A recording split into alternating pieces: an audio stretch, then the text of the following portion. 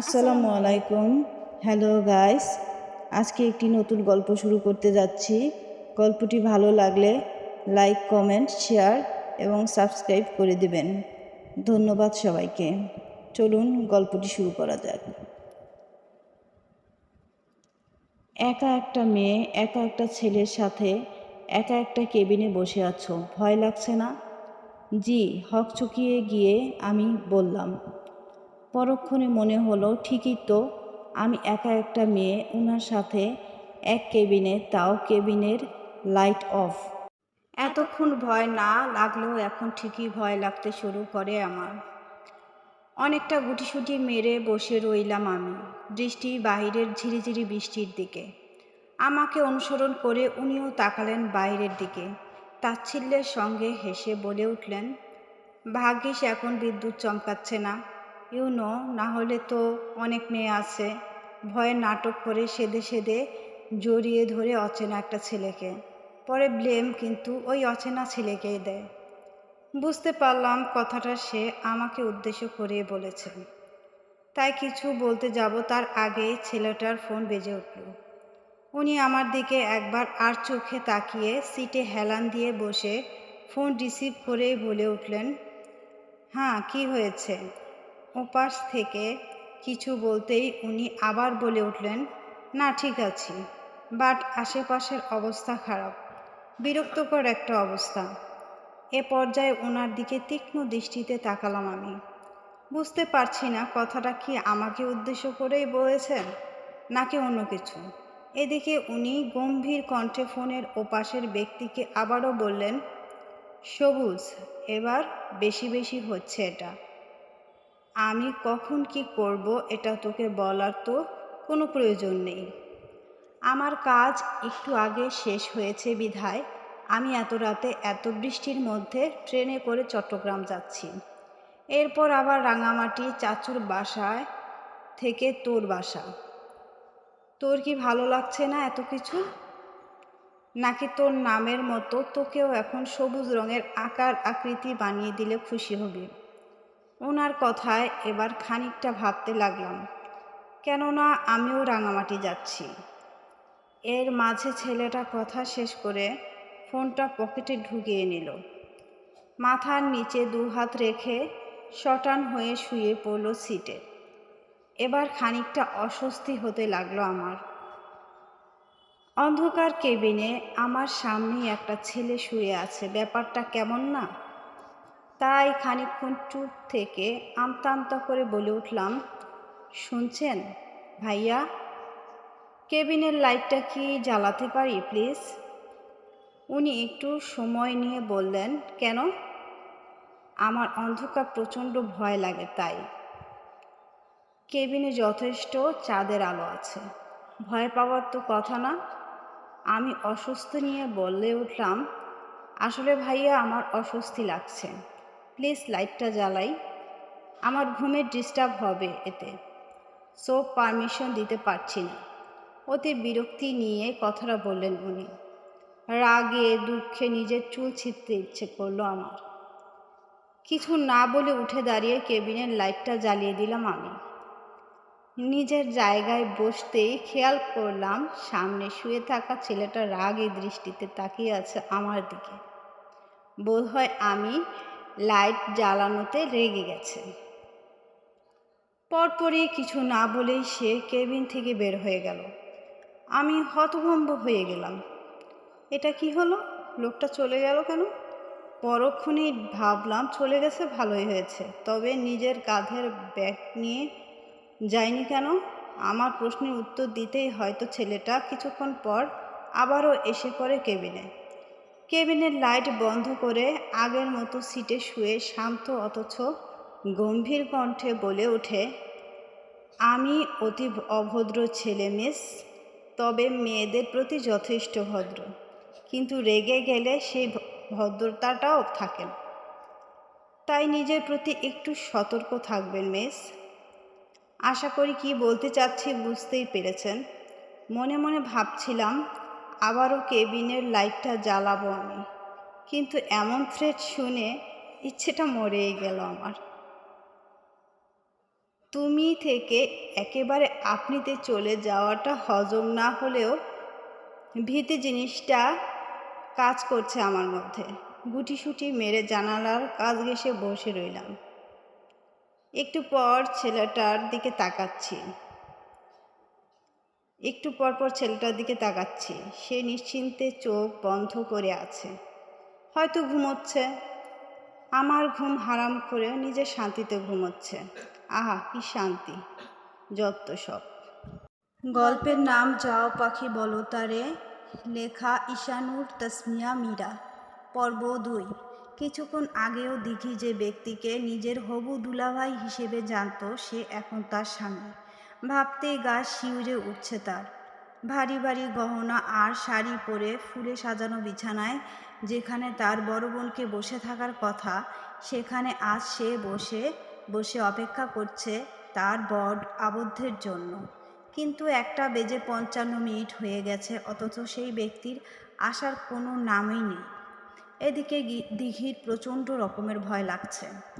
TV সিরিয়ালের মতো এই লোকও কি তাকে বলবে নাকি, এই মেয়ে, আমি তোমাকে না তোমার বড় বোনকে ভালোবাসি, দয়া করে আমার কাছে স্ত্রীর অধিকার ফলাতে আসবে না। যাও সোফায় গিয়ে ঘুমাও, আমার বিছানায় তোমার জায়গা নেই। আচ্ছা, আবদ্ধ যদি তাকে এটা বলে তাহলে সে কি করবে? দিঘি তো বিছানা ছাড়া ঘুমাতেই পারবে না। ভাবনার মাঝে আবদ্ধ এসে যায় রুমে। এতে আরও গুটিসুটি মেরে দিঘি বসে পড়ে বিছানায়। আবদ্ধ ধীর পায়ে দিঘির দিকে এগিয়ে এসে তার সামনে শটান হয়ে দাঁড়ায়।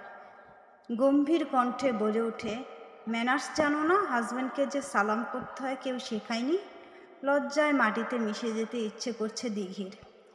এমন না যে সে জানে না, জানে, কিন্তু এত সব চিন্তাভাবনার মাঝে কথাটা ভুলেই গিয়েছিল সে। তাড়াতাড়ি উঠে আবদ্ধকে সালাম করবে এই ভাবনা মাথায় আসতেই গম্ভীর কণ্ঠে আবদ্ধ বলে ওঠে, এখন আর উঠতে হবে না। আমার আগের কাজ পরে করাটা একদম অপছন্দ। এজন্য হয়তো আপনার মতো মেয়ে আমার কপালে জুটেছে। দিঘি রেগে বলল, দেখুন, আপনি আমাকে অপমান করছেন। কোন দুনিয়ায় আপনি মিস? সরি মিসেস, আমি আপনাকে অপমান করছি না, অপমান করে ফেলেছি। রাগে গা জ্বলে উঠেছে দিঘির। কিন্তু নতুন বউ সে, তাও আবার তার বড় বোন অন্যের সাথে পালানোতে তাকে এই লোকের সাথে বিয়ে করতে হয়েছে। এমত অবস্থায় উল্টাপাল্টা কিছু করলে নিশ্চয়ই এই লোক দিঘির আর দিঘির পরিবারের দোষ ধরবে। তাই ভদ্র মেয়ের মতো চুপ থাকলো সে। আবদ্ধ আবারও গম্ভীর কণ্ঠে বলে উঠল, ফ্রেশ হয়ে নিন মিসেস আহমেদ। নিশ্চয় টায়ার্ড, নাকি এভাবে সং ধরে বসে থাকবেন? দেখুন, আপনি বারবার আমাকে অপমান করছেন, কিংবা করে ফেলেছেন। এতক্ষণ পর আবদ্ধ হাসল, বাঁকা হাসি, যা মুগ্ধ হয়ে দেখল দিঘি। কিন্তু পরপরই মুগ্ধতাটা কেটে গেল আবদ্ধের কথায়। বাহ, স্মার্ট, কিন্তু আমার রুমে আমি ময়লা জিনিস রাখি না, সো প্লিজ গিয়ে ফ্রেশ হয়ে নিন। জি, বুঝলাম না। মানে খুব সহজ, আপনি ঘেমে আছেন যেখান থেকে জীবাণু ছড়াচ্ছে এবং আমার রুম নোংরা হচ্ছে। রেগে গেল দিঘি। রাগে দাঁত কটমট করতে করতে বলল, আপনিও তো ঘেমে আছেন, আপনারও তো শরীরে জীবাণু আছে। আবদ্ধ গম্ভীর কণ্ঠে বলল, that's none of your business. যেটা বলেছি সেটা করুন। এক কথা দুবার বলতে পছন্দ করি না আমি, অনেকটা নির্লিপ্ত কণ্ঠে বলল আবদ্ধ। মনে মনে রাগ হলেও দিঘি তা প্রকাশ করল না। বিড়বিড় করতে করতে ট্রলি ব্যাগ নিয়ে একটা শাড়ি নিয়ে চলে গেল ওয়াশরুমে। ততক্ষণে আবদ্ধ চেঞ্জ করে নিল রুমে। ঘুমের ঘোরেই মনে হচ্ছে কেউ আমার দিকে গভীর দৃষ্টিতে তাকিয়ে আছে, যাতে বিরক্তি এবং অস্বস্তি দুটাই কাজ করছে আমার মাঝে। বিরক্তি নিয়ে ধীরে ধীরে চোখ খুলে তাকাতেই দেখি এমন কিছুই না, সামনের বার্থের ছেলেটা জানালার সাথে হেলান দিয়ে বসে চোখ বন্ধ করে আছে, হয়তো ঘুমিয়ে। আমিও ঘুমোবো না করে কখন যে ঘুমিয়ে গিয়েছিলাম মনেই নেই। কিন্তু ঘুমের ঘোরে যে অনুভূতি অনুভব করেছি সেটা হয়তো আমার মনের ভ্রম। কেননা ছেলেটা তো ঘুমিয়ে আছে, ঘুম বাদ দিয়ে কি সে আমার দিকে তাকিয়ে থাকবে নাকি? আমার মতে তো না। তাছাড়া এই ছেলের সাথে দেখা হওয়ার পর থেকেই তার আর আমার সাপে নেউলের সম্পর্ক তৈরি হয়ে গেছে। সুতরাং এসব বাজে চিন্তা ভাবনা নিতান্তই সময় নষ্ট করা ছাড়া আর কিছুই না। এদিকে বাইরের ঝিরিঝিরি বৃষ্টি এখন নেই বললেই চলে। পরিষ্কার আকাশে চাঁদের প্রখর আলোটা জানালা ভেদ করে পুরো কেবিন তীব্রভাবে আলোকিত করে ফেলেছে। চাঁদের আলোটুকু সরাসরি পড়েছে আমার আর রেয়ানের মুখে। হঠাৎ রেয়ানের মুখে চোখ যেতেই এক মুহূর্তের জন্য থমকে গেলাম আমি। কি নিষ্পাপ চেহারা! চাঁদের আলো পড়ায় আরও বেশি মনোমুগ্ধকর লাগছে তাকে। খুঁটিয়ে খুঁটিয়ে দেখতে ইচ্ছে করছে খুব। তাই পা দুটো গুটিয়ে জানালার সাথে ঘেঁষে আরও ভালোভাবে বসলাম আমি। ছেলেটার দিকে তাকিয়ে যেই না তাকে পর্যবেক্ষণ করতে যাব, তার আগেই ওনার গম্ভীর কণ্ঠ। আমি এখন ঘুমিয়েছি মিস। এখনও তোমার আমার দিকে হাবলার মতো তাকিয়ে থাকতে হবে কেন? মানে মতলবটা কি তোমার? বলেই চোখ মেলে তাকালেন উনি। আমি খানিকটা চিন্তায় পড়ে গেলাম। আমার আবার কি মতলব? পরক্ষণেই কথাটার অর্থ বুঝতে পেরে চোখ বড় বড় করে তার দিকে তাকিয়ে বলে উঠলাম, আমার আবার কি মতলব? কী সব বলতে চাচ্ছেন আপনি? আপনি আমাকে যেমন মেয়ে ভাবছেন আমি তেমন মেয়ে না, বুঝলেন?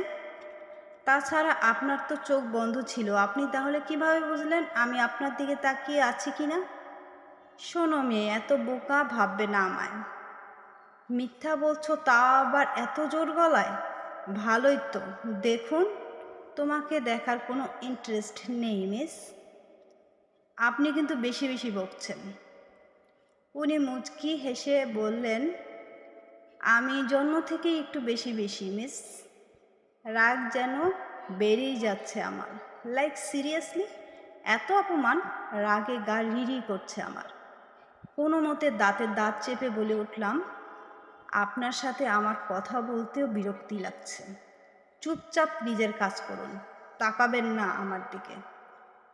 উনি শান্ত স্বরে বললেন, একই কথা তো আমার বলা উচিত। যাই হোক, ঘুম পাচ্ছে আমার, সো আমার সামনে কিংবা অগোচরে আমার দিকে হাবলার মতো তাকাবে না মেয়ে। আমি বিরক্তি নিয়ে বলে উঠলাম, কথায় কথায় আমাকে খোঁচা দেন কেন? একবার তাকিয়েছিলাম বলে এভাবে কথাটা বলবেন? ভদ্রভাবে কথা বলতে পারেন না? এমন কেন করেন বলুন তো? উনি কিছু না বলে কিছুক্ষণ শান্ত দৃষ্টিতে তাকিয়ে রইলেন আমার দিকে। পরপরই চোখ বন্ধ করে ফেললেন। আমিও হাবলার মতো জানালা গলিয়ে বাইরের দিকে দৃষ্টি নিক্ষেপ করলাম। হঠাৎই মৃদু গানের গলা ভেসে উঠল কানে। সামনে তাকাতেই দেখলাম রেয়ান চোখ বন্ধ অবস্থায় গাইছেন, Cause I wanna touch you baby and I wanna feel you too.